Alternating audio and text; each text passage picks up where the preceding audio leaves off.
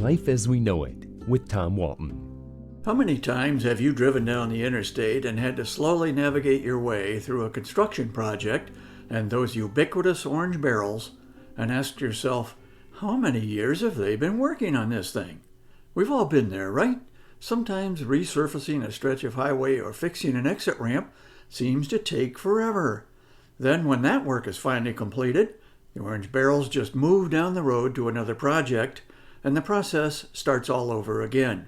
It's the nature of major infrastructure work. We want it done right, but let's admit it, we also want it done fast.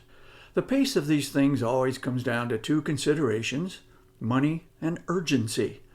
Usually financial issues, in other words taxpayer dollars, are the primary concern, and rightly so.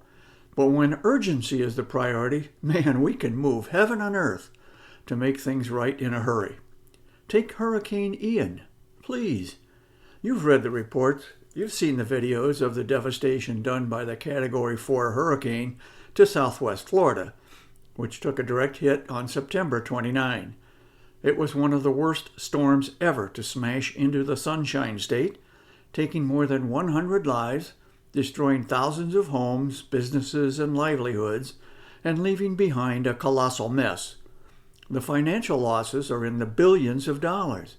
But once again, for now, the money is secondary to the urgency of getting Florida back to whatever will become the new normal. Much of the rebuild will take months, and some of it will take years. But a critically important part of it is already done.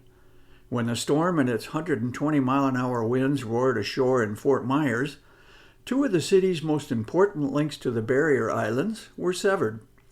A portion of the causeway to Sanibel Island was swept away, as was a bridge to Pine Island a bit farther north. Thousands of residents who had evacuated Sanibel, Captiva, and Pine Island ahead of the storm had no way to go back except by boat. Tourism is king in Fort Myers and Lee County, so repairing the links quickly was imperative. Within 14 days, the job was done. Government and construction contractors made temporary repairs that will restore some semblance of life to the islands while permanent solutions are designed and built. You think that was tough? Imagine the even greater challenge faced by the National Park Service after raging floodwaters swept through Yellowstone National Park 5 months ago. 4 days of record rainfall combined with melting snow tore out bridges, changed the course of rivers, and ripped away roads. One of our most magnificent national parks was closed for a week and remained inaccessible from the northeast until mid-October. Considering the damage done, getting the park fully accessible again in 5 months is a miracle. Again, our collective love of Yellowstone required nothing less. Wouldn't it be wonderful if the many problems facing the world could be confronted and dispatched with the same sense of urgency?